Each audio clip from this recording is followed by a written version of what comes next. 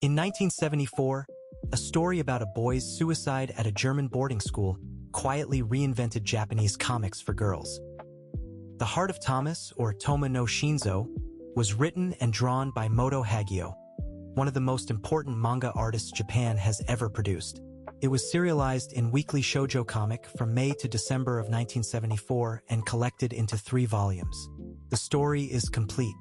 Hagio belongs to the legendary Year 24 group, the circle of women who transformed girls' comics in the 1970s. The series was nearly canceled mid-run, then rescued when her other titles sold out overnight and bought it a new lease on life. It has since inspired a 1988 feature film, a long-running stage adaptation, and a novel, proof of how deeply it embedded itself in Japanese culture. The story opens with death. On a cold morning, a 14-year-old named Thomas falls from a footbridge to his death, leaving behind a single letter for Julie, the schoolmate who had rejected him. "This is my love. This is the sound of my heart." At an all-boys boarding school in Germany, Julie is left to carry the weight of that gesture. A brilliant, wounded student hiding a private shame that has frozen his ability to trust or be loved. Then a new student arrives, Eric, who looks almost exactly like the dead Thomas. His presence reopens everything. What follows is a slow, luminous study of grief, faith, guilt, and the terrifying vulnerability of letting someone in. Hagio treats teenage emotion with the seriousness most fiction reserves for adults. Why is this a classic? Before Hagio's generation, girls' comics in Japan were mostly light, cute stories made to fill pages. The Heart of Thomas helped prove they could be literature. Critics and scholars treat it as a foundational document, not only of manga but of social history. It is one of the earliest works of shonen-ai, the male-male romance written for female readers that eventually grew into the global boys' love, or BL, genre. But calling it merely a romance undersells it. Hagio said she chose boys because she wanted to depict a love purer than the gendered expectations weighing on girls and women of her era. The manga is dense with allusions to Hermann Hesse and built on the bones of a 1964 French film. Western academics have written entire theses on it, and in Japan it sits permanently near the top of every list of the greatest shoujo manga ever made, alongside Hagio's own The Po Clan. To understand its impact, picture Japan in 1974. The country was prosperous but socially rigid, and a comic aimed at young girls was expected to be harmless.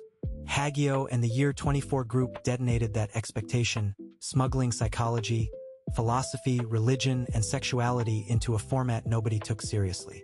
They also reinvented the page itself, dissolving rigid panel borders and letting images bleed into white space to render a character's inner life.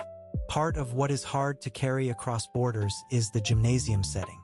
Hagio chose Germany precisely because it felt distant and dreamlike to Japanese readers, a fantasy Europe filtered through Hesse rather than a real place. There is also the texture of the language, the formal, poetic register of the boy's speech, and a Christian symbolism that reads very differently to a largely non-Christian Japanese audience than it would in the West. These are nuances a translation can only gesture toward. So how does an American reader find a way in? Think of it as Dead Poets Society crossed with the interior intensity of a Hermann Hesse novel, told in pictures. The boarding school setting, the suppressed longing, the mentor dynamics, much of this will feel familiar to anyone raised on Western coming-of-age stories. The barriers are real, though. It is a single thick volume of dense, talky, emotionally heavy material, with an older art style that asks for patience. This is not an action manga, and readers expecting one will bounce off it. But the core is strikingly universal. A teenager convinced he is unlovable, and the slow, frightening process of being reached anyway. That ache does not need a translator. It is the same one American readers find in their own most cherished stories about growing up.